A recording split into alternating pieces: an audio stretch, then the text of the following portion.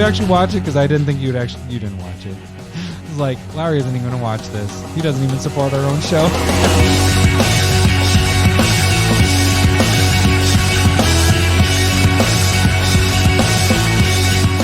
I'm casting Chandra's Ignition, targeting a Kithkin. Opponents rolling the eyes while looking for Teferi's protection. Sipping on stouts with rum. I'm like, so what? I won. It's the freaking weekend, baby. I'm about to have me some fun. Shit. I kind of fucked up the beginning. Yeah, it took me a second to figure, but I is it like Next or something like that? No. No. No. It's R. Kelly. Is it R. Kelly? It is R. Kelly. Yes. Is it not Ignition? I mean, Chandra's Ignition? Oh, is it Ignition? Yeah. It is. I mean, it's remixed. It's remixed to Ignition. Yeah, that's right. Boom. I got it, kind of. I got it by being like, it's like R. Kelly, and then you're going, yeah, giving me that. Like, yep, good job. It. Way to go, buddy. Welcome, CommanderSmiths. We are the CommanderSmiths. I'm Adam Smith. And I'm Lowry Smith. And for some reason, we are doing songs again. Don't worry. We're doing songs again. We're cousins. I like that you took a drink in the middle of that anyways. Like, you didn't know I was going to add that other part in. So even if I would have kicked it to you, you were still going to be drinking. I mean, I think we can do songs whenever we want. Yeah. I don't think we have to be beholden to doing it every time. Clearly it frustrates you. So anybody that wants Adam to sing, send him a song. It just like number 2 did last week. And I will just come up with my own stuff, which is fine. And if you flood him, that's great. Just flood him with songs. You know how I know it was really bad is I never got a comment from hey, number 2 about if I did bad or good. He just didn't say anything. So it's probably the last time he's sending me a song. He was not proud. Yeah. Normally, like when he would request songs before, and if I had it or whatever, be like, oh, that was really good. Blah, blah, blah. This time was nothing, just crickets. Maybe he hasn't listened yet. Maybe he doesn't even like our podcast anymore. That's very possible. Well, that'd be really dick thing to do because I was just playing with him this weekend and he was talking about it. Like, yeah, maybe what it was is he was listening to Trombley and Jeremy talk and then just pretend like he actually listens. Like, yes. No, that was a funny part. I agree. Made me chuckle. Yeah. We did get in the conversation. How did that work with the Discord today? Somebody was saying, who was it that was saying that? Oh, because we cuss. Yeah, somebody. I think it was Ted. Yeah, it was Ted. He said he has to turn up the volume, he has to turn up the volume on their headphones and put the volume to the front. Yeah. And then we were like, well, number 2 has talked to us about the swearing and stuff before, but he's a liar. Guy was talking. What? He's a liar because he told us the story of where fuck comes from his daughter. Oh, his wife did it. He told us this weekend. It was pretty funny. And his daughter is using it in the right context too, which is even better. Which means she's a smart girl, I'm guessing then. Like, she can just pick up on curse words like that. I was using it like, I mean, you can use fucking anyway. For sure. Have you watched Boondock Saints when he's like, fuck? Yeah, fuck. Yeah. Like, you can say that's a replacement word for everything. I could do it in context and you would probably understand what I'm saying. You're probably correct. But it was funny because... Right. Touche. Fucking fuck. So, the funny thing is he's like kind of like a dilemma because he's like, I mean, she's using it right. I'm kind of proud, but I'm not supposed to be proud of it. Like, she shouldn't be swearing. She's about to turn 5. When was I swearing? Oh gosh, I don't even remember. You were the one teaching us. No, I'm just kidding. No, maybe. So my dad let us swear. Yeah. Like, we didn't have, but my mom was super strict. Your dad gave us all pocket knives for Christmas, which all of our parents took the pocket knives as soon as we left the Christmas party. Yeah. It was like, hey, nope. Can I see that while you're in the car? You never saw them again. We got Zippos. Yeah. Did you guys get nunchucks at all? Or was that just us? Maybe not nunchucks. I don't remember if we got that. Yeah, we got like the real wood and chain stuff. We hit each other for like half a day, and then he was like, that was a dumb idea. Yeah, we got pocket knives every year. So I have like a drawer full of pocket knives. Yeah. That was an awesome Christmas present that I saw for 10 seconds. Did you ever get them back? I don't know. I don't think so. Maybe. I mean, by the time they would give us that, Plus, my parents Do you remember which one it was? Was it like the little little black handled one? I thought it was white. For some reason, it sticks in my head that they were white pocket knives. The box. I don't know. It doesn't matter. Hardly matters. Cool story, Hansel. No, but I laughed because it's my dad, and it did not get taken away until I brought it to my mother's, and then was the black hole of full presents. Your dad's house was basically the place where we could do whatever we wanted, pretty much. I remember one time there was somebody who was it that lit the lawn on fire? Wasn't there somebody that lit your backyard on fire? There's so many people that could have. I feel like it was Grant. I couldn't pick one. It could be Grant. Could have been me. Could have been Jesse. Could have been Harry. We definitely played with. We had Zippos and gas. We had like a lighter fluid bottle. It was. We used to like spray lighter fluid on our jeans and light it on fire. I remember all that.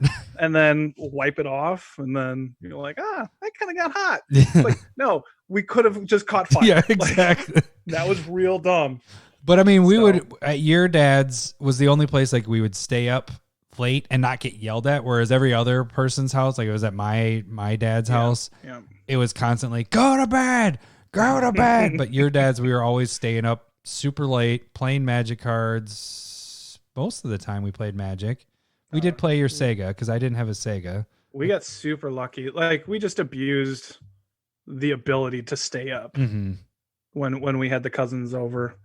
But I mean, like that, we were still having sleepovers. There was like 12 of us. All right, me, you, Nick, my brother, your brother, my brother, Jake, Harry, Roman, Chris, Jesse, Harry. So there's 9 of us.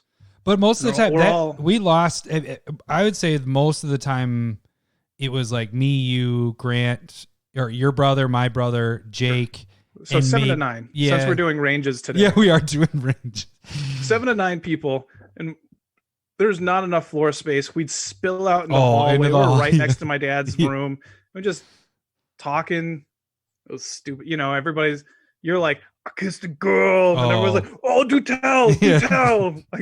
Like, okay, so this is really dumb, but I remember we used to talk about that going to bed, like just being like, "Oh, I can't wait till this happens," and blah blah blah, doing stupid stuff or whatever.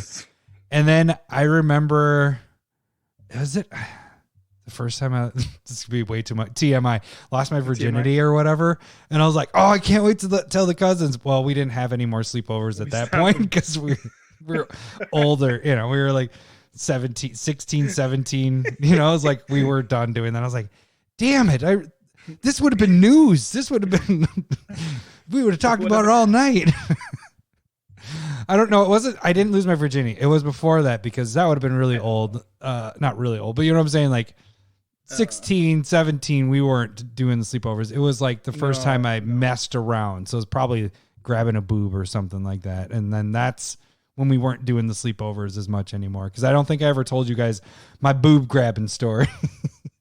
That sounds really bad. Yeah, it does. No, I don't recall that. Like it again. Nothing. I don't remember you saying anything beyond like kissing of some time. Like the Dorito story is really funny. I know that one. That one's horrible. I don't like Doritos. It's amazing. No. All right. I think I've already heard that. I've already told that one. Yeah, we've done that one on the air. I think that was like a controversial question or something like that. Hence why I hate certain foods is make out with girls after they eat it. So that's why I hate mashed potatoes. She just had a mashed potato mouth. No, I'm just kidding. She went to kiss you when there's just mashed potato on her tongue. It's like peanut butter in your mouth, but it's like stuck in their mouth. And She had chives on there. Chives on there, mashed. But no, everybody, it's delicious. God, we're really railroading, sidetracking here. There was one gal I made out with when I was in high school. It makes it sound really old when I say gal. There was one girl I made out with in high school that her tongue was like a lemon. Like I remember it was just like super pruned up and like hard. And I was like, this is weird. I don't like this at all. And I was like, I'm done. Nope. I didn't do that like right then. I was like, I don't like you. This is like poker time. But no, what's wrong with that? It was a night of drinking, so it was like, I'm too drunk. I gotta pass out. So that's how I got out of that, and then stayed friends after that. Yep. Lemon tongue. That's the name of the episode. Let me write it down. Lemon tongue. You want to do the tags? Well, what are we doing today? This is episode 130, 11 minutes in. Episode. We're going to talk about our blueprints. How do we build decks? What do we try and aim for in a deck? We, this is stuff that we have been following for years, and then we just figured out today. I'm lying somewhere. Well, the funny thing is this is what 3-4 weeks ago when we talked about originally going to do this, but you kind of went through and did your statistics on your deck and everything. When I was building the Bruvac deck is when it kind of hit me. It make things a lot easier if I had a blueprint of what I typically should have in a deck or what I use in the deck and the numbers with that. And it honestly made the deck one of the easiest ones I've built, just because I was like, okay, this needs to fit in these numbers. We have this amount and this amount. You don't think it was easy because it was just like a mill deck? No, I'm going to do mill stuff. There was a lot of cards I cut, but because I could only choose this amount for this category and this amount for this category, it made it a lot easier for me to cut cards. Whereas normally I have this huge list, which I still did. I had this 100 card list of cards, and then it's cutting one card at a time, going through the list, cutting one card at a time. When you're picking cards to be on your team, to be a part of your deck, you're picking the best cards at that point. You're like, well, this one has to be in here. Okay, this is the second best card to fit into this category. So you make the cuts without realizing you're making the cuts, Whereas before I'm like, oh, all these cards work together, and if I have this is all awesome. Well, if you're just picking the best and you don't need to overdo it, I don't need to have the theme of the deck have 70 cards. The whole theme doesn't need to be, you need to have other things in it. So that's what kind of triggered it in my mind to go, all right, we need to kind of put a blueprint together. And it was kind of cool to see your numbers. I like how you broke yours down because you broke it into averages, and that's how we kind of put together a blueprint list. With my numbers and your numbers combined. And so I think this will help me and maybe our listeners in the future when they're building their decks, kind of make it easier to actually build the deck. I don't know. You probably, hopefully. You won't, I don't think this is for everybody, but if you're a person like me that has trouble cutting cards, I think this is a good way to go about doing it. And it might also definitely see it being beneficial. It might also make you realize, you said it too, is that certain decks you're like, whoa, I don't have enough ramp in here, or I don't have enough this in here.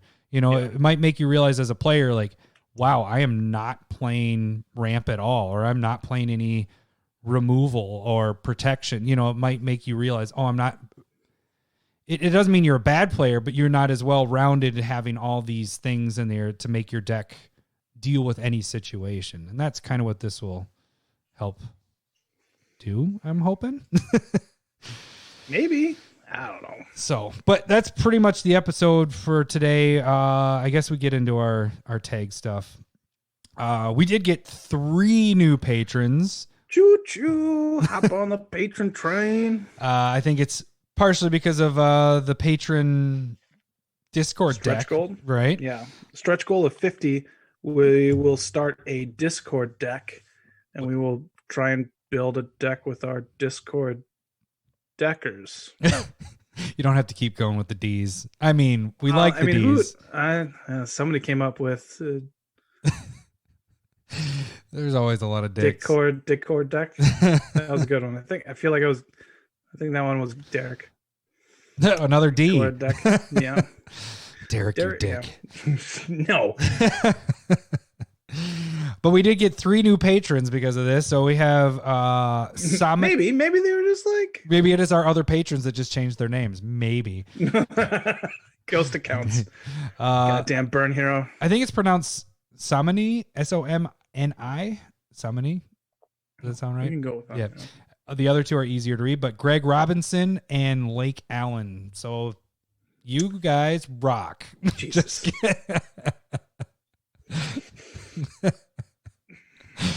I mean, yeah, you do rock. I'm not like sitting here going like, no, they don't. They do. I'm just saying there's plenty of adjectives that you and I could use. They rock. Rocking is appropriate though. I mean, I can see why some people say that. All right. So, well, really quick, what are you drinking, Lowry? Good point. I am drinking a Critical Path hazy IPA topped with other IPA stuff. And this is again from Wild Minds Artisan Ales. They're quality beers, but this one's definitely expensive. Again, I wouldn't overspend for it. I think it's good, but you know, it's probably better than Toppers compared to Little Caesars, but I'm not going to pay that kind of money for it. So, are we going 3 weeks in a row of doing this comparison? Doing what? This is real life. I'm just trying to, associate and make things right. So I mean, it's good, not shitty, but like it's not Pizza something Luce. that I would pay for again. It's Pizza Luce good? Like you're going to pay that much money for that? No, it's definitely not. I don't think so though. I am drinking a Lambrusco. It's Reunite Lambrusco. It's one of my wife and mine. One of my wife's and mine. I've had 3 glasses already. It's one of our favorites because it's a sweet. I don't like the really dry stuff. What I learned this week, actually, Jeremy sent me a couple links of stuff, and he's like, "Hey, I have gout issues, whatever." Jesus, you're just getting. I know. A lot of gout advice. I know. It's been awesome. Everybody's been like, hey, we got AJ, and then it was Andre that sent that today. And then, so it's been awesome with the advice. But what Jeremy kind of said is that I've gone more to taking the cherry extract. I'm sure you want to hear all this medical crap or whatever, but what I figured out, this kind of advice comes at like $100 a minute, so might as well take it before you go in. The thing I found out is natural flavor is what's causing my toe. Because after we did our cast last week, the next day I didn't drink anything. I didn't booze or anything. My toe was hurting like hell, and it's because my energy drink squirt stuff. Like the Mio, but it isn't Mio. It's Great Value Black Cherry. Squirted in my water. I was having 3 big cups, like not just little regular glasses. It's my big coffee cup, but it's the extra big ones. 3 of those a day. So I was getting a crap ton of that in my system, and that's so. What was it? The natural flavor. Natural flavor in the ingredients. If it says natural flavor, that's what is a big cause for it. Also, booze does the same thing. So is it not natural? I don't know. Or is it just like highly concentrated, so you'd never get that much natural flavor within? It just has something in it, like the uric acid or something like that in it, and so that's what's causing it. But then I've gone into a daily taking the cherry extract, and that's helped out. I haven't had a flare up since last Wednesday, and I've cut back to only 1 energy squirt juice thing a day. So cool story, Hansel. Cool story, bro. There we go. But then the other part of it, wine is a thing that doesn't affect gout. It doesn't. Supposedly. I was going to say you whined a lot last week. So that no, that was a good one. I meant the wah for me because I was a lot of whining. Yeah. I feel like the button bar is only for me though. I know. It's very one-sided. What's funny is, and we can kind of wrap this into YouTube stuff. When I did the YouTube video of the pack opening, which you guys can go over to YouTube and subscribe there and check out the video of the VIP pack opening, 8 of them. I I had so much fun editing that because I got to go back to how we used to do our podcast where I edited the sound bites afterwards. And I'm just laughing my ass off because I'm like, I like opened up a good card and I went, oh, good for you. Like just ripping into myself. It was fun. That's awesome. Yeah. So, anyways. I mean, I totally watched it and it was very entertaining. Did you actually watch it? Because I didn't think you didn't watch it. No. Yeah, I didn't think you'd watch it. I was like, Larry isn't even going to watch this. He doesn't even support our own show. I didn't listen to last week's podcast either. That's fine. I'll get to it. Yeah. I'll get to it. How many other podcasts did you watch or listen to and you didn't even listen to ours? I'm not Zero. mad. Not this week. Disappointed. This week was nothing. Okay, so YouTube is a free way to support our show, like I said. The money way to give us support our show is go to Patreon and we already did Patreon. You can't plug it twice. But the $1 gets you in the Discord, so there's that. And then $5 or more gets you the Proxy of the Week, all that fun stuff. Which there are things coming to. We have plans for the patrons, some bonus stuff that's gonna be coming out. We'll be telling you guys soon. And then you guys can check us out on Twitter. That's where you see Proxy of the Week cards. Sharing with myself, and not this week. I didn't give any news of we were going to be late a day, but I think it's like a typical thing now that it's Tuesdays. You know, it's Monday or Tuesday. People... Yeah. If it's not up by like noon, 1 o'clock Central Time on Monday, most likely it's happening on Tuesday. But we'll try to give a little heads up. You told the Discord. I was like, nah, that's enough. No, they put like he told all of our listeners anyways. Eggplant emoji under there. Yeah, our Discord's disgusting. They need to grow up. Yeah, and the guy was like, I just don't know what the ages are here. I assume this is how you guys are on the cast so that I could do this on the Discord. And like, yeah, whatever. I don't think we have youngins on. You can but you let can a little bit more loose. Yeah, as far as I know, Derek is the youngest, I would guess. I mean, like, nobody has to input their age into the patron. It's not that in depth, but you know, most of them are sharing a beer or you have to like sign a waiver. Yeah. I feel like most of our audience is immature males like ourselves, or dads that are immature males like ourselves, and just like playing somehow Magic. Got kids. Yeah, somehow got kids. How did this happen? I don't know if you remember this, but this was in like the first couple months of recording when we started. And this person in Minnesota, it was a long time ago, so I don't really remember who it was and if they're listening or not anymore. But I think they corrected us, and we're like, thanks so much. We should meet up, play some games, and we owe you a beer. And you're like, I'm like 16. It's like, oh yeah, I do remember that. Yeah. Like, we shouldn't offer beer to just everybody. Like, funny. We're just like assuming they were of age. How was somebody? I thought they were in southern Minnesota, weren't they? Yeah, that sounds right. It was like Worthington or something like that. Yeah, I don't recall a town or anything, That's but funny. Yeah, that was a little weird. And I think after that, we were like, maybe we shouldn't assume everybody's 21 plus. Exactly. Cool story, bro. All right. Should we actually... anything else we do? The Gmail. You can shoot Lowry songs over. No, I can make up my own. Adam gets the songs. You mean number 2? I mean, if he's on here, he has to sing too. Yeah, that's he would love to. He wants to do a CommanderSmiths karaoke one night, I'm sure. We'll hear from him tomorrow. All right, so we are a typical 20 to 25 minutes in without talking a single thing about Magic. So let's actually talk about Magic in our topic for this week, which is an amazing topic. Blueprint to build in your deck.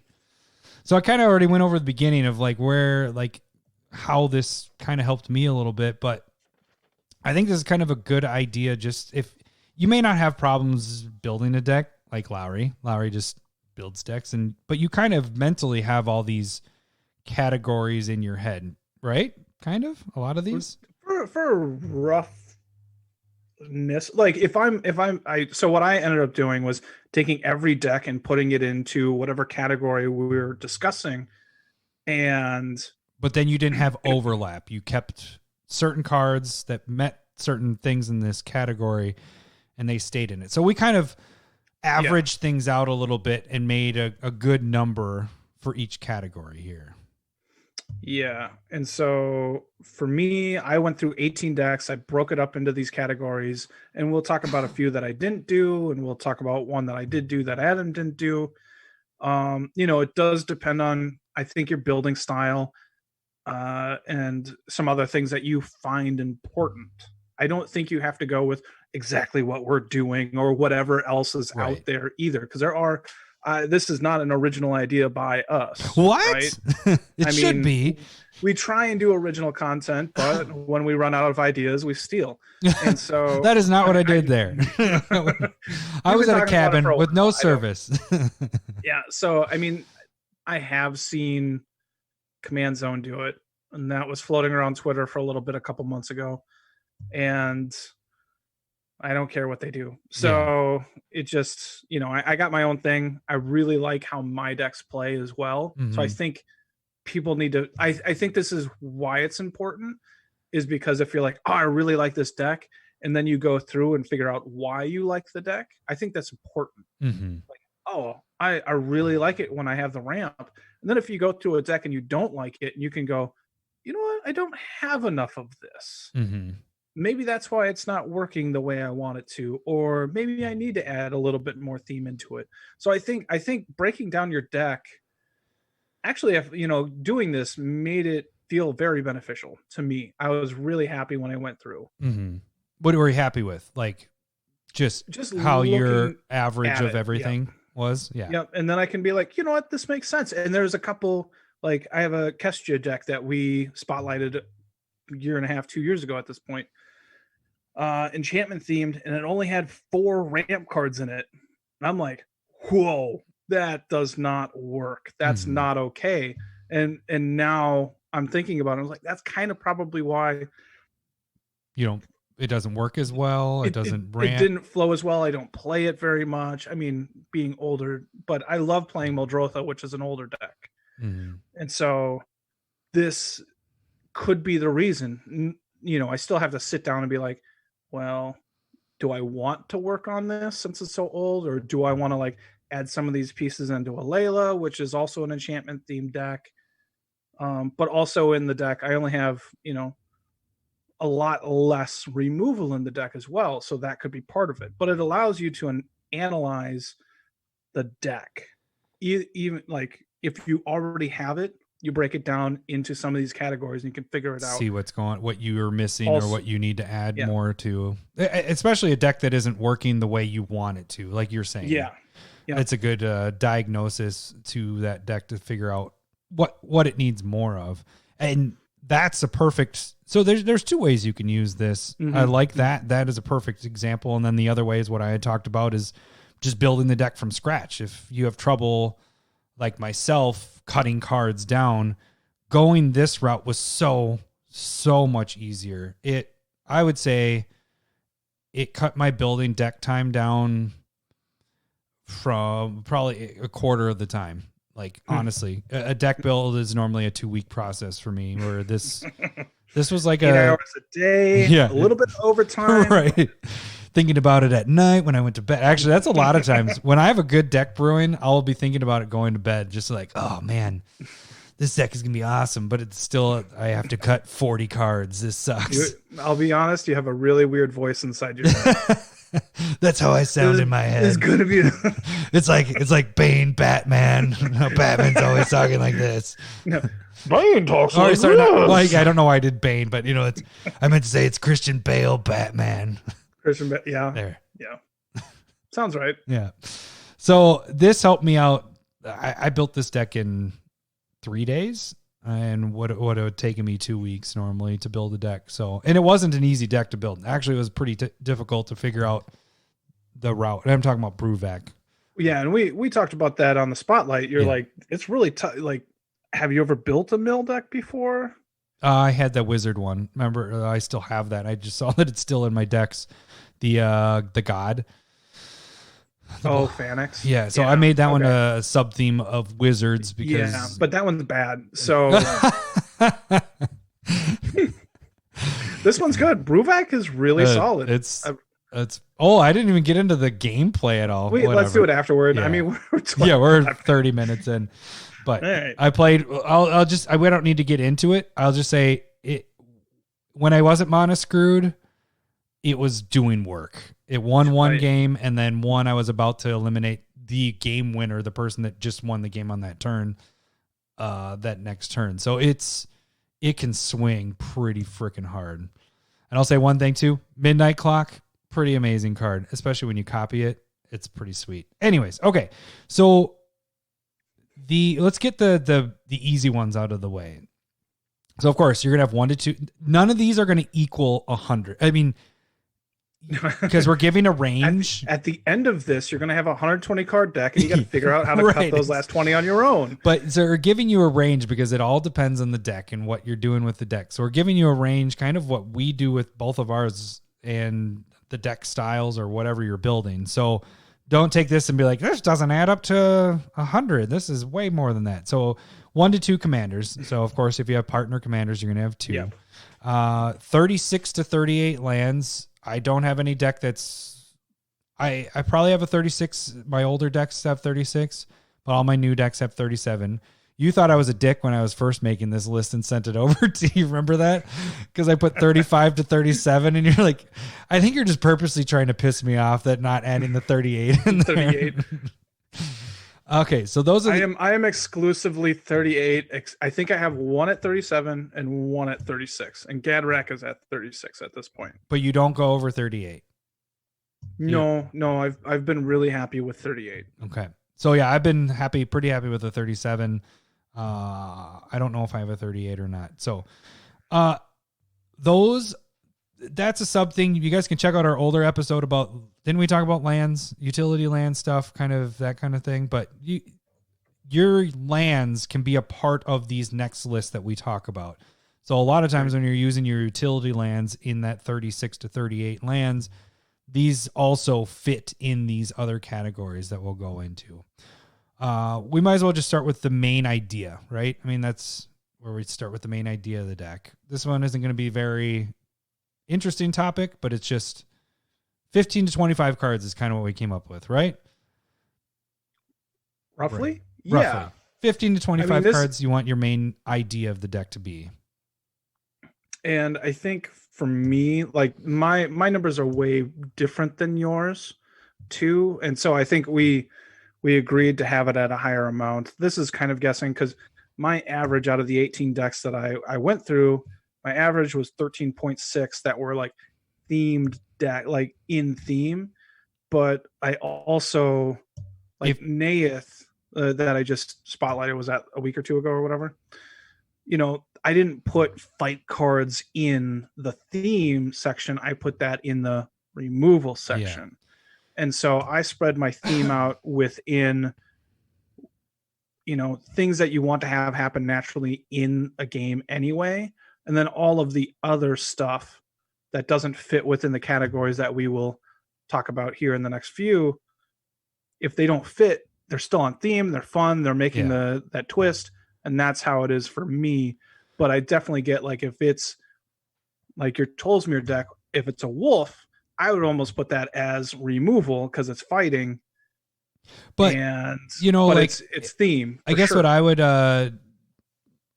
like discuss with you a little bit is you don't do that with land, you know, because if your utility land fits in your draw, you don't take it away from your 36 to 38 land. You know what I'm saying? Like, sure, but there's going to be double. So you have so that's why we had I did it a little more of like, this could fit in the main idea, but it also can fit with all these other categories too. You kind of were like, this is my draw stuff and this is my this stuff, and it's only in this, it's not going to overlap, which is to me, that gave you overlapping is really hard to do the track. Right.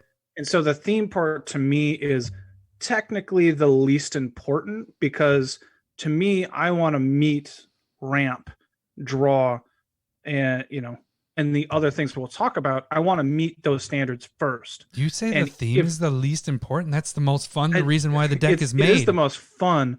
And I try and find my ramp and draw within the theme. But if I have those cards in the theme section, then it gets muddled. Do I have enough ramp or draw? Because I think for me, those are the two most important sections. Mm-hmm. I'm not ramping and I'm not drawing. I'm not doing enough. So having those two at the very least, the most accurate I can, is the most important thing to me when building a deck. So with your lower number, you had your average. What was it again? 13.6 for theme. So we had it. The reason why we went 15 to 25 is because even with his average being that, a lot of the times the theme was in the other parts. Like we were just saying, like it might be in your draw package. It might be in the protect. It fits into other categories. So that's why we kind of went a bigger range, 15 to 25. What should we jump into next? Or draw package, since we were just talking about drawing anyways? Yeah, we can do draw. Okay. Yeah. So drawing, we kind of put a range around 7 to 15 cards in this one. What was your average on your decks? What did you get on your stuff? My average for draw was 10.9. And when I look at that, I do feel like it's a little low for what I would prefer. But I mean, most of my decks, I don't run out of cards, right?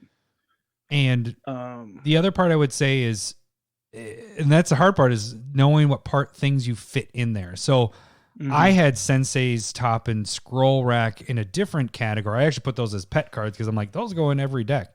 And we'll get to pet cards next after this.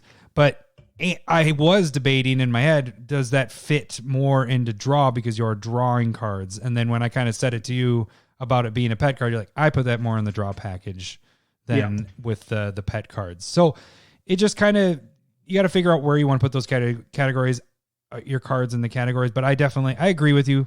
Sensei's and Scroll Rack, those kind of cards. I mean, technically, you're tapping Sensei's and you can draw a card. So, I mean, it but is also doing just that, like, and that's where like draw to me is anything that's going to give you some sort of drawing or card advantage. And so Sensei's Top allows you to get the best draw that you're going to get out of the next 3 turns. So I would put Scry in there as well, because that is also doing a similar thing. Yep. You're manipulating the top. And that's one thing that I didn't add in was like, I didn't put Scry lands in that section. So generally I'm going to have 1 to 3 of those as well added in. So this number could be a little bit higher. We could even see it 7 to 18. Your draw is one of your more important things to, you just don't want to run out of cards. Yeah. Cause if you run out of cards, you're not doing anything. And you know, pretty sure the law is when you run out of cards, you're only going to draw land 2 out of 3 times next turns. You're going to lose. That's how that happens. Okay. Let's skip over the pet card stuff. We'll get to that later. Let's jump into protection. So protection, we had sitting at about 5 to 9 cards. So this is a little interesting. It isn't necessarily, you do have your typical Swift Boots, your obvious ones, your Lightning Greaves. I would also include counter spells, and I hate to say it, but I would include counter spells in this.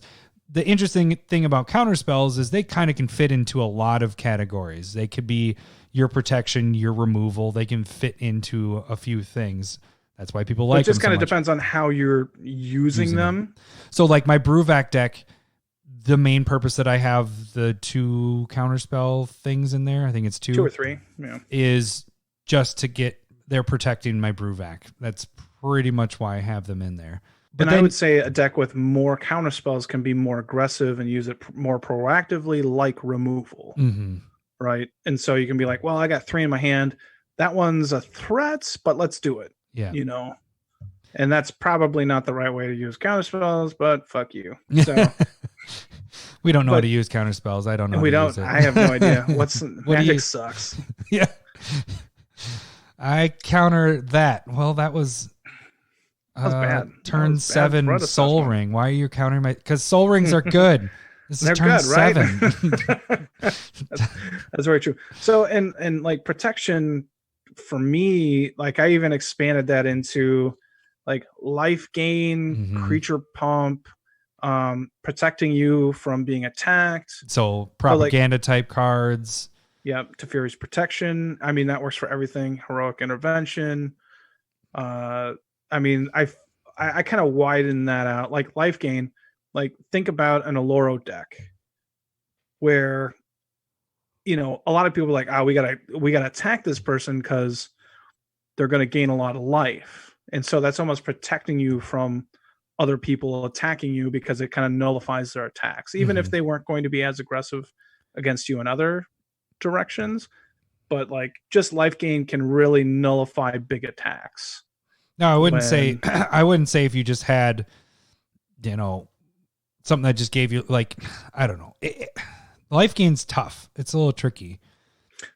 I also like my life gain attached to something. Yeah, because you won't want, but you know, just life gain. Or I guess I do always try to have life gain in there because you do want to have that answer. So that does, it fits in there perfect for protection. But I wouldn't count on, I don't know. Life gain's tricky because where else would it fit? Sure. I think that's, you do need to always have some sort of life gain because I don't, and that's where I don't, because if you always want to have it, then I think it's its own category a little bit. But I typically only, like, if I get that, it's maybe one or two things. Like if I'm not a life, if this deck isn't doing a lot with life, I at least want to have something that if I'm in the game and I know I'm at one life and I don't have like I'm going to die, I might, you know, whatever. I want to know that there is one thing in my deck that I can draw that maybe saves me, gets me back. Like I said, I always like to have answers for everything. And so I do try to typically put in one, at the very least, one life gain thing in there. So I know I do have an answer. And Shadow Sphere. Like that came up in so many. I think I have that in like 5-6 decks right now out of the 18. I'm like, yup. But that also has +1/+1 and trample, which I consider boosts, and boosts I put in protection as well. Like, so in the same category, a little bit of a stretch, but that it could have been, but I chose not to. All right.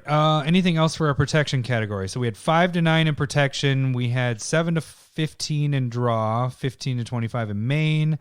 So now we jump into my protection average was 10.9 again. 10.9. So right a little bit over what our number was. I think because you said you broadened it. You did like your unblockable creatures or something like that because it protects them from getting killed and all that. So, then we jump into, I would say, since we're talking about protection, let's go the opposite, removal. So this part was an interesting topic for both of us.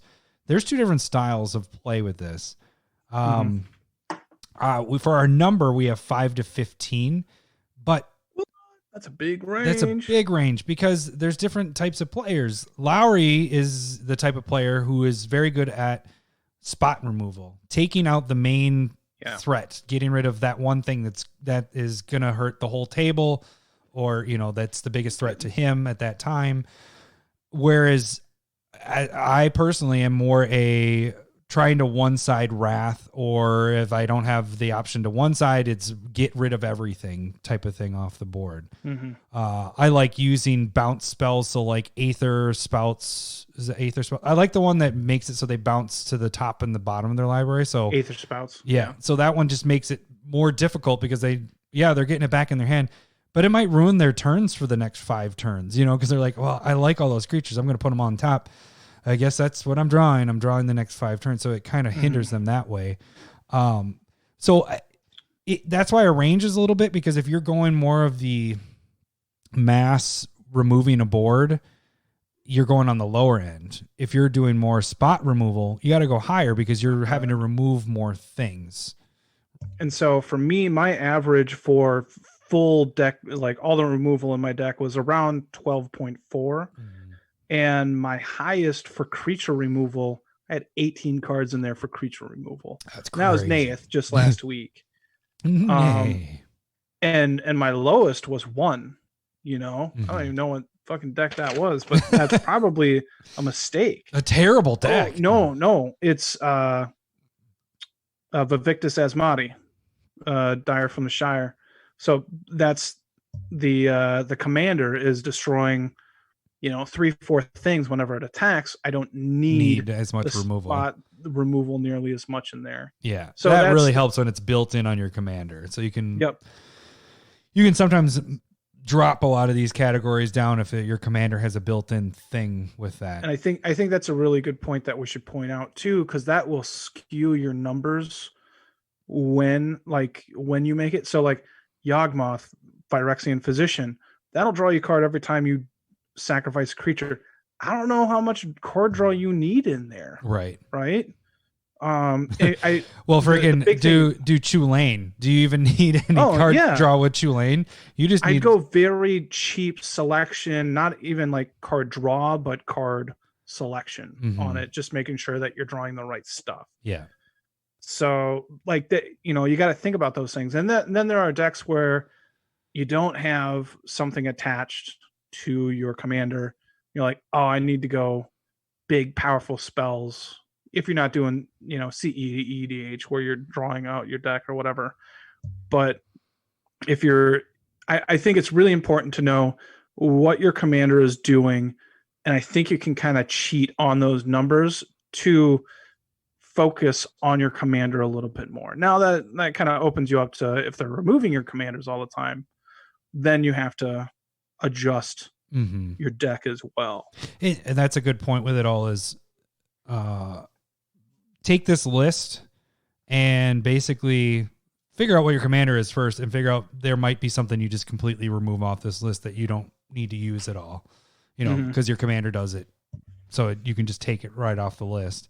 One more thing with the removal, we both consider bounce as a type of removal. I mean, it's not getting rid of it, but it is, Cyclonic Rift, for example, the biggest removal type spell that's a game winner. But it's still a removal. It's getting rid of something off the board. And that's why I was talking about the Aether Spouts. It's doing the same thing. I would consider graveyard removal a type of removal. And like Bojuka Bog fits in this category. Yeah. I consider like my average, so I broke it up. Creature removal average is 6.6, and then other is 5.8, which is, that one's probably high, and creature removal is probably low for where you're supposed to be. But if it hit other, that could be creature or anything else. Yeah, it could get anything. Yeah. So like Beast Within hits everything, and those cards I prefer. Chaos Warp, that style of card. Vindicate, just it's technically a modality card where you're like, oh, I can destroy this or this or this or this, and it just gives you so many options that it fits a lot of things that I really like. And I know I've probably said this before, but removal is probably one of your more important categories. Not the most. It's just make sure you have an answer for everything. You don't want to hit a game where somebody does something and you literally have no answer in your deck and you're just done. That sucks. So I typically will try to have, if it's like you said, something that is removing every type of card in the game. Or if I'm spot removing, then it's all right. I'm at least getting rid of enchantments here. I got artifacts, creatures. Okay, everything's covered. Land. I can get rid of everything that's on the anything that's on the board, because you can screw yourself over if somebody plays something you have absolutely no answer to. It's at least you're playing a 100-card deck. You still probably won't hit that answer, or you might be holding it, but at least knowing that it's in your deck and there's a possibility still gives you hope that you could draw that and be a part of the game. And another thing to bring that into as well is if everybody has this mindset within your play group or your table. Yeah, that's a good point. There's more likely that you're going to have the answer to something. So if not everybody needs to have 4 pieces of graveyard removal, but if everybody has like 1, then that graveyard deck has less of a chance to just kind of go off. So you don't have to put it all on yourself either, but you do have to kind of compensate if you have a player that doesn't care about any of that kind of stuff. Then you're like, okay, I know that I need to control the board a little bit more, or, it goes a little bit more chaotic. And so I think that's something to consider too, is within your play group, just knowing who's playing what is there going to be the removal? And that's a little bit why I skew towards spot removal, is because I know you do more Wrath style cards. Mm-hmm. And so if things are getting out of hand and I'm not getting enough, I can almost count on you that you're going to Wrath unless you're the guy going off. Mm-hmm. Right. And so I do kind of bring that into consideration when it's in my head. I very seldomly Wrath. Yeah. And the funny thing is it's the same way I'm like, oh, Larry's got to have that spot removal. I know he's going to get that. Wait for the other person to do their thing first. Come on, Larry, get rid of that one card. Shit, he isn't doing it. All right, fine. Blow the whole board up. Yeah. And and for me, my philosophy, another reason why I don't do Wrath style cards is because I don't like resetting the game personally, because I think it slows it down. So if everybody's Wrath heavy and they like that, and there's not a lot of pinpoint removal, games get slogged down, in my opinion. Yeah. So I'd much rather have like one or two players that Wrath instead of I think I was playing over on the CMD Tower Discord months ago at this point, at the beginning, and it was literally in 2 rounds there was 3 Wraths. Oh man. I was like, I don't know if I really like that. Yeah. Like, I understand it. One of them was mine. I probably made a mistake, but it was fine. Yours was fine. The others were mine was fine. No, actually the first one was good. Second one was good. Mine was bad. But it was a punt play, but I needed to do it as well, and I died anyway the next turn. So. I typically do try to run. I think because of our years playing, the resetting can kind of get annoying, like you just said there. I do try to do it one-sided. Not a lot do I have where it kills all my stuff too, unless it fits. So like Croxa, but I was just playing that last weekend. Mm-hmm. I don't care if Croxa dies. So board wiping is good because I'm trying to get everybody's creatures gone. Mm-hmm. And so that one just I was board wiping because Croxa being in the graveyard is where I want him. So I actually had him in play, board wipe. If it fits in your deck that you don't want creatures on, then that works. But most of the time I do try to do one-sided stuff. So that's why I really like Chandra's Ignition is definitely a Wrath that I use. Mm-hmm. Yeah, but it always leaves around my biggest creature. Mm-hmm. And you can even choose smaller creatures that do the most damage and leave multiple of yours around. But I definitely have that in 4 or 5 decks. Yeah, you for sure have that. Okay. That was a long time. See, removal is important, guys. It definitely is. The next thing that I realized, or not realized, the next thing that I would say is probably second, maybe first. I maybe even put this as first. Most important in the deck in decks is ramp cards. Ramp and mono rock cards type of thing. Mono rock, I had mine split, and so we kind of had this discussion, and I had them in 2 different categories, but they're pretty much the same thing. So ramp cards can be your mono rocks. It can be your cards that are going to go get the land to put it into play. So like Solemn Simulacrum, Wayfarer's Bauble, Expedition Map, anything that's giving you an advantage mono-wise over the other players. Creatures that tap for mana, like Birds of Paradise. Right. And one stretch one that I don't know if you agree with me, but it's why I like the card so much is Crucible of Worlds. Yeah, that was an interesting one. I mean, it is because it makes sense because we play a lot of fetch lands because we have the fetch lands. Yeah. So being able to keep bringing that back in play, I can see that fitting in this category. It more consistently thins your deck, more consistently shuffles. But the other thing is like, you are always hitting your land drop. It doesn't matter if you're drawing one or not. And then there's so many more benefits along with it. Like if you're playing green with Oracle Mole's Dia or exploration style cards that allow you to play multiple lands. And so that is for sure ramp and a really powerful ramp engine. But just having consistent land drops within like blue, black, red, white, just having those consistencies, it for me is good enough to consider it a ramp card. And I would say it's not ramp. Well, I would say it fits in with. It depends on the player. if you don't have the fetch lands, this one's a little more tough because then you're based on Evolving Wilds and Terramorphic Expanse and Fabled Passage, I guess. And I guess Prismatic. Yeah. So you have 4. And you have Myriad Landscape, technically Ash Barrens. But it's a lot easier if you have the fetch lands to do this. Yeah. So then if you play with the fetch lands, definitely I would consider that in the category. I didn't give a number, but we have 13 to 17 ramp cards in this category. So, and I averaged 13.7. Yeah. But my numbers were like, I had 2 decks. I had Golos was 26 and Kenrith was 25. And then my low was 4, which I was talking about earlier, Kestia at 4. I'm like, oh, that explains some things. Yeah.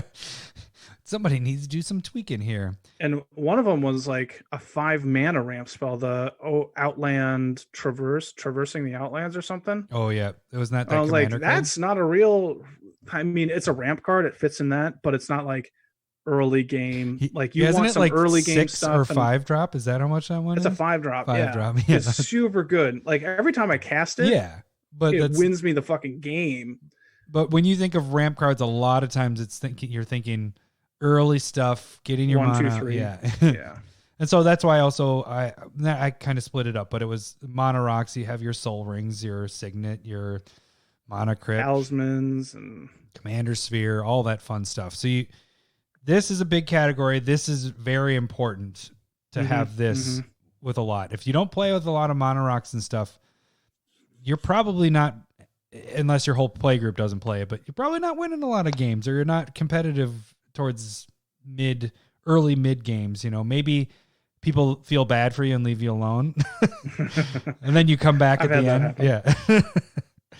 But yeah, so this one is one of the most important packages. Another one.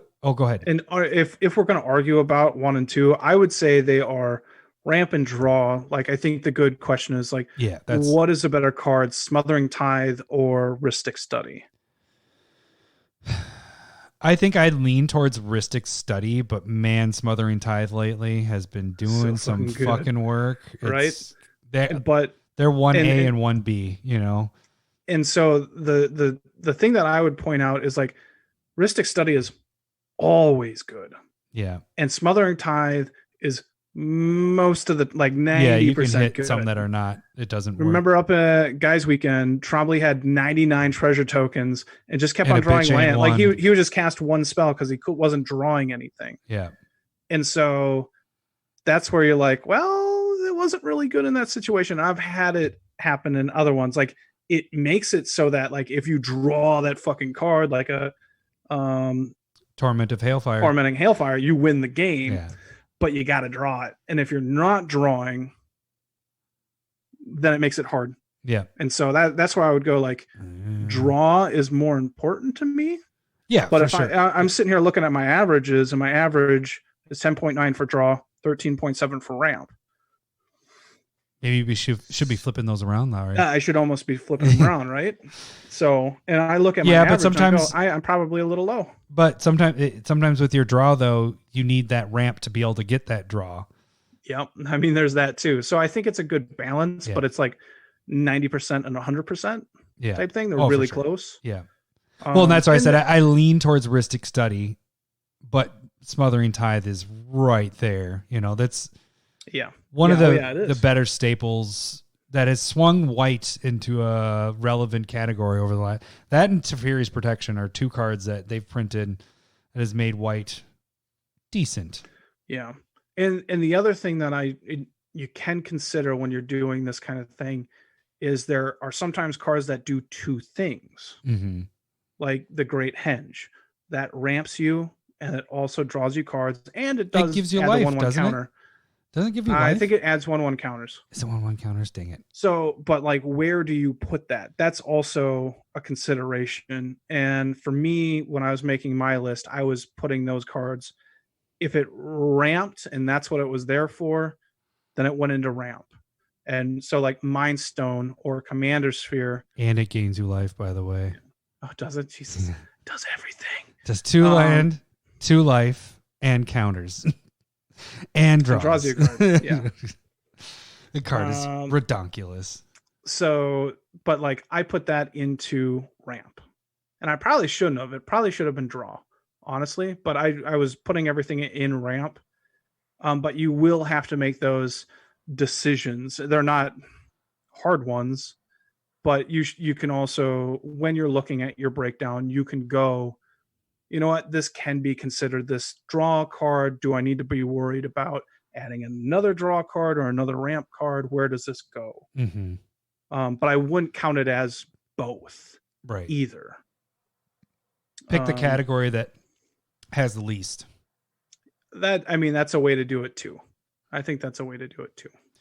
Okay, and then we jump into this one I didn't have on my list and I forgot about it, but there's a thing that Lowry has taught me over the last couple of years of when we do the cast and stuff is more of the recursion. I'm not a person to think of recursion as something I was always putting in my deck, and now I tend to do that a little bit more because there's a thing about having your stuff hit the graveyard and being like, well, I have no answer to get that back from the graveyard. And that was my only answer for such and such. To know that you can still get stuff back is always a good thing. And it gives you kind of mentioned, it's kind of card advantage, being able to bring your stuff back. Our number is very, very weird, but it's 0 to 5. So some decks you don't really need to have that recursion.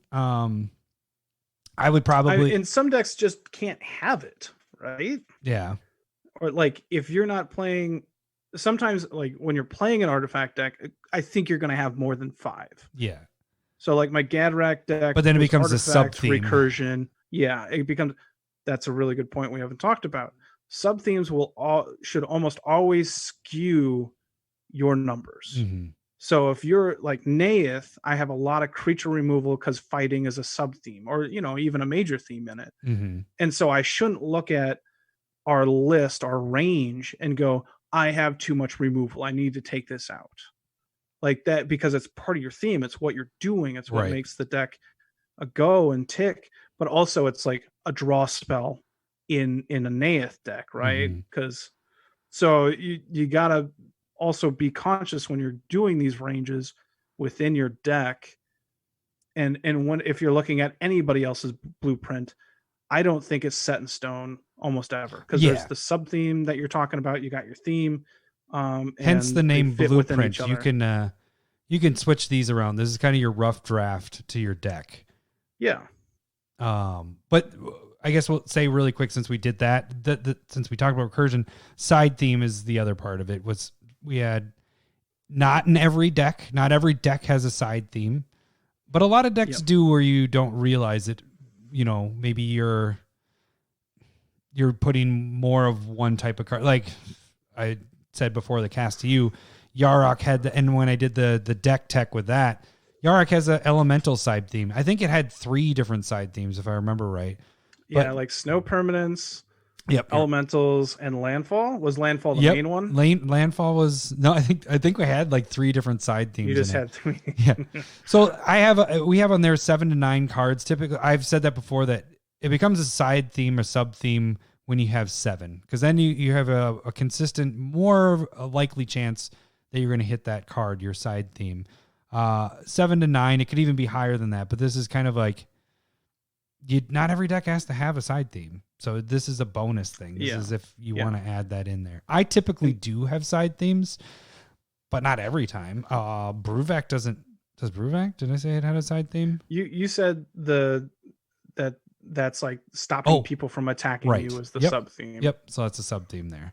So and that's where I would go. So I didn't put down a sub theme section because I would put that sub theme in protection. Mm-hmm. And I think it's very beneficial for these main areas that we talked about, is if you have a sub theme in one of those, then that makes you a strong deck, right? If you're a sub theme of draw or ramp or protection or recursion or not, even recursion or removal, if that's your sub theme or even what your theme is in, it's going to be just a naturally stronger deck. Mm-hmm. That's a good point. And and if you have a sub theme that's something else, then that almost like life gain, if you're taking that out of the protection area, that ends up, that is your theme. I don't think you're doing a sub theme of life gain. Right. So if it's not necessarily within those main categories. Okay, so I think that's everything but the Day of Dragons. So the Day of Dragons is what we've talked about, the winning the game. The name is coined from Jake playing his Day of Dragons, and that's how he'd always win the game with his wizard deck. I have on there, and I shouldn't say I put on there 3 to 5. We discussed it, and I think were you saying that you always have a Day of Dragons? You weren't saying that. I don't specifically pick out a Day of Dragons. But you do typically have something that is going to win the game. That it at least turns the tide. Mm-hmm. And generally I look at those like when I put out my, because, I do, when I'm breaking out my deck, I do put it into these categories that we're talking about, maybe a little bit more spread apart, and I kind of condense them, but I also do CMC, 1 through, I go up to 6 and then 7+ section. And that 7+ section should be very powerful cards. Yeah. Right. Or X spells. X spells are kind of in there too. And so generally I do have 3-ish, 2 to 4 is probably where I'm at, but I didn't do that section, so I don't quite know, because normally they also add into somewhere within those main categories that we talked about. And generally it goes into like removal or draw, or maybe it's in the theme, if I'm guessing and not thinking about it at all. Why don't you just name every category and put it in there? I just named 3. We have like 6 to 8. We have the range right now. We have 11. I just counted as you were talking. I was like, how many categories do we have? We have 11 categories. Do we have? Well, if you count the commanders and the land and all that stuff. Oh, no, I don't. I don't count those. That's the other thing. In my list that I did here, I did not add the commander into whatever category we were. I put a C next to it, so I was like, that's why I'm lower or higher in certain things. So it gave me an idea of where it's at. I will say one last thing with our category. We do have pet cards, because I don't think I mentioned it, but I didn't talk about it. Yeah. 0 to 5. I mean, some decks have pet cards, and I guess I originally was putting Scroll Rock and Senseis, but I agree those are more in your draw stuff. So pet cards, in my mind, would be cards that don't necessarily fit, but here's where I would put Mirage Mirror.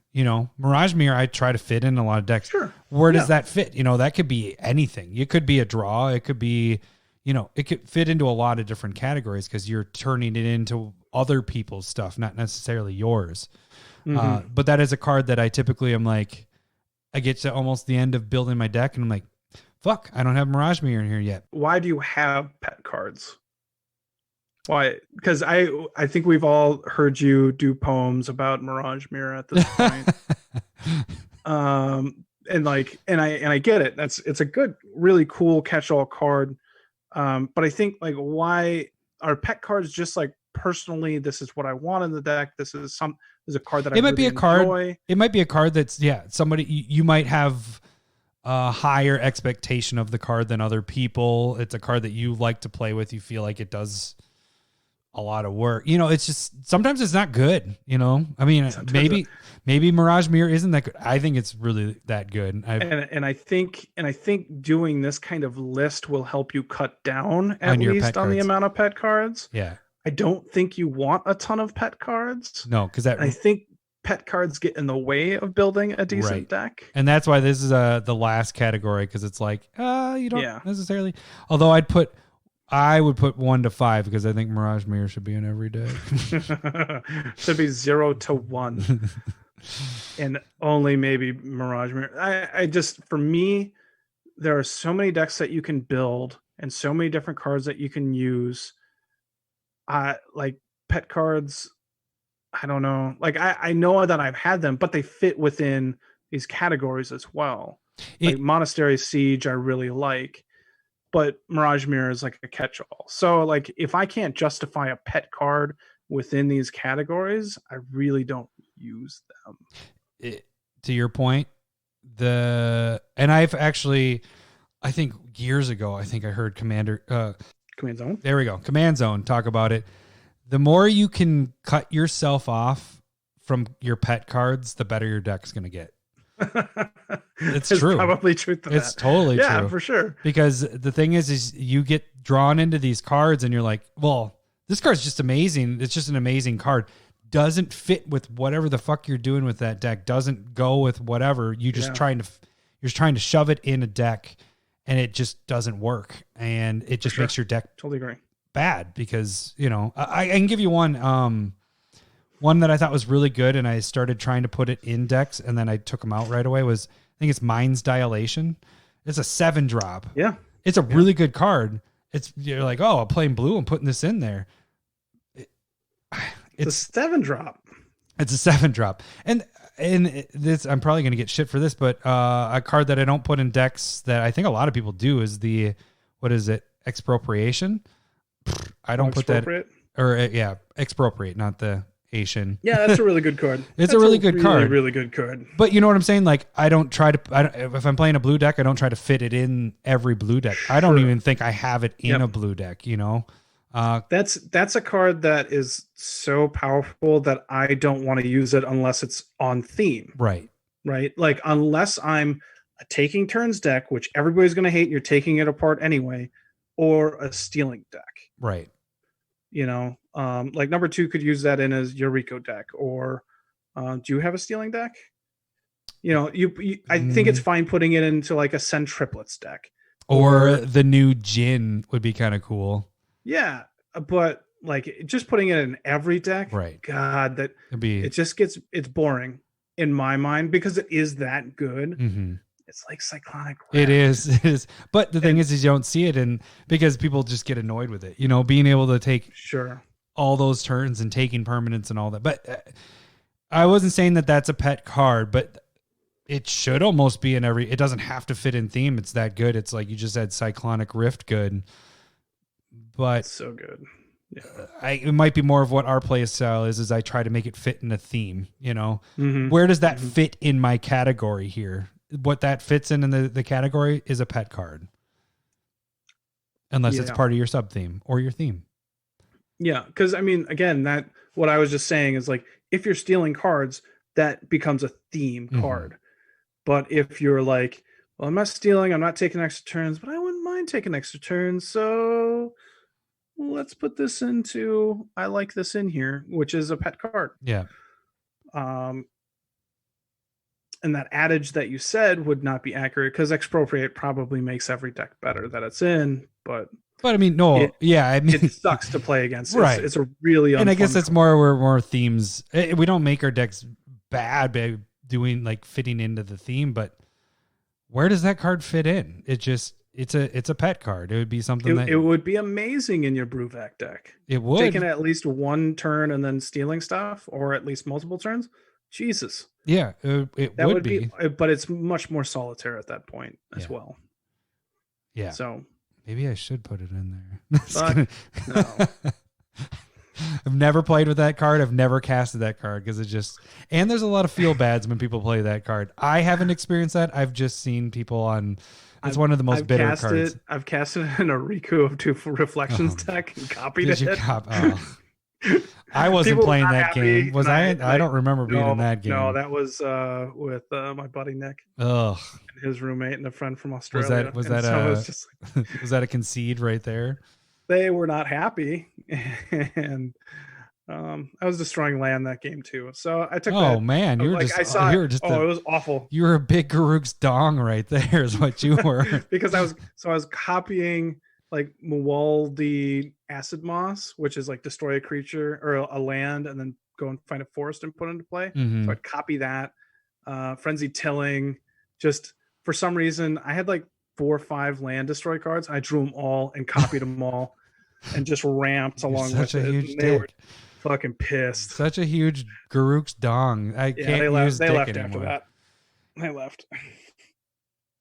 So, yeah. Okay. I think as long as you can kind of justify certain cards and where they would go, I think that's a good thing. So just to run over the list really quick again, just we had 1 to 2 commanders, 36 to 38 land, then 15 to 25 for your main idea of the deck, 7 to 15 for your draw, protection 5 to 9, removal, bounce, whatever, it's 5 to 15, and that could be mass removal, spot removal, lower if you're on the mass. Ramp cards 13 to 17, and then we have recursion 0 to 5, side themes 7 to 9, that's a bonus stuff. Your Day of Dragons winning the game 3 to 5, and then finally your pet cards 0 to 5. So that is kind of our blueprint to build in a deck. Now, if we missed anything you guys think that we should add, just keep it to yourself. We don't need your stinking advice. Fuck you. No, I'm just kidding. See, fuck works. Yeah. Go fuck yourself. Fuck. No, you could maybe throw a comment. Yeah, I mean, if we missed something, but we're pretty good at this. Well, we're kind of a big deal. It's a little big deal. Yeah. But... I didn't mean by that being it sounded like a dick there. Well, I mean, it could be considered like a dick joke, so I'm not worried about it. Yeah. We need to get more in the habit of saying Garuk's dong instead of dick. Oh. It's more appropriate, and especially if we start using it in real life, and then people will be very confused. Very confused. Talking to one of your buddies from high school. We could just shorten it down to GD. You're just being a GD. Stop being a GD. I'm being a goddammit. I don't get it. Yeah. Stop being a Garuk's dong. That just sounds so much better. It comes off the tongue. It does, actually. That's a good insult. All right. Well, that should do it for this week. We will catch you guys next week. Thanks for listening. See ya. Bye. Second.